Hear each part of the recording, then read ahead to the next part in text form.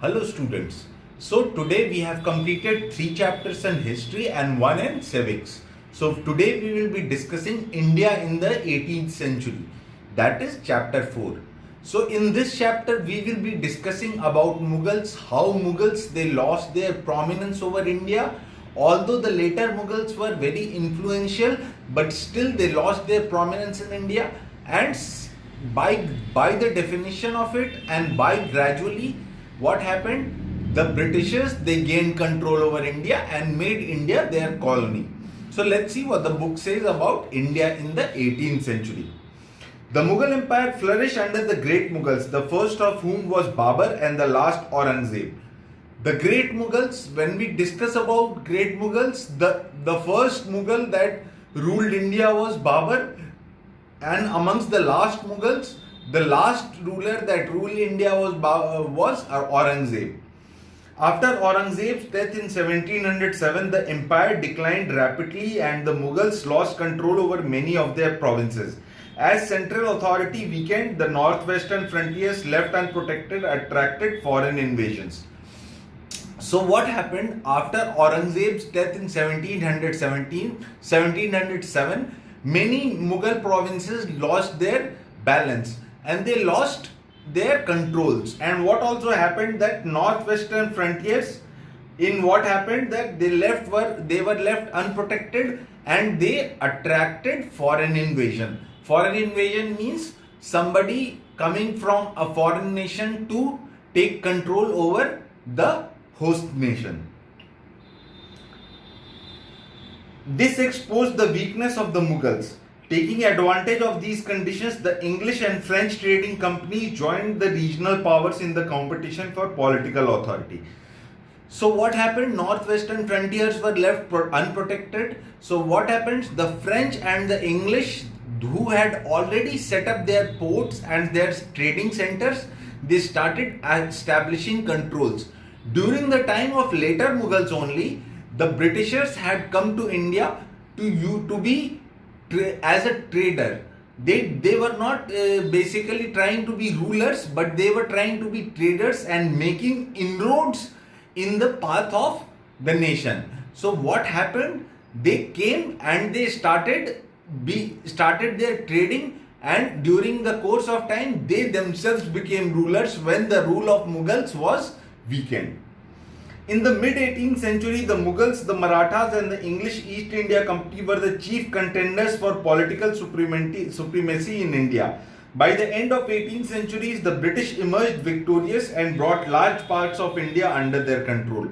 So by the 18th century, mid-18th centuries, there were three basically factions who were very powerful: the Marathas, the Mughals and the British.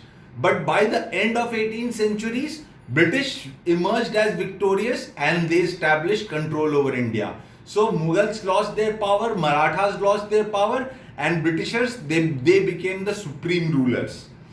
Causes of decline of the Mughal Empire. Let's discuss now the causes of decline of the Mughal Empire.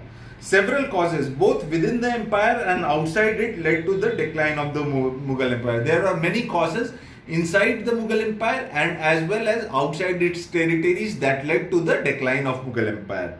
Aurangzeb's unwise policies. First of it was Aurangzeb's unwise policy. Aurangzeb was not a very efficient ruler. His policies were not up to the mark and he made certain decisions that went into the favor of Britishers rather than Mughals. Aurangzeb reversed Akbar's policies of diplomacy and religious tolerance. Aurangzeb was not a religiously tolerant person. He wanted to promote Islam, but he did not pay heed to Hinduism. So what happened during Akbar was a very benevolent ruler. Akbar used to rule with equal respect for all religions, but Aurangzeb was very different than Akbar. He was only promoting Islam during that time. He reimposed the jizya and permitted the destruction of temples. What is jizya? Jizya is a special tax that is paid by non-Muslims for their protection. So he reimposed the jizya and he also allowed the destruction of temples. During Aurangzeb's rule, many temples were destroyed, and Hindus suffered in a very devastating manner. His revenue collectors oppressed the peasants. His revenue collector peasants who were working on the lands, his revenue collector oppressed them too. These factors led to revolts such as those of the Jats, the Bundelas, the Satnamis, and the Sikhs, which greatly weakened the empire. So basically, there were revolts: Jats, Bundelas, Satnamis, Sikhs. All these factions in the system, they started rising against Aurangzeb. Aurangzeb also lost the loyalty of the Rajputs by interfering in their internal matters. Aurangzeb also used to, although during the time of Akbar there was very good alliance with Rajput girls used to marry Muslim or Islam Mughals, they used to get married in the family, but Aurangzeb started interfering in the matters of Rajput, which also weakened the empire. We will discuss about his long absence from North India in the next class. Have a good day, students.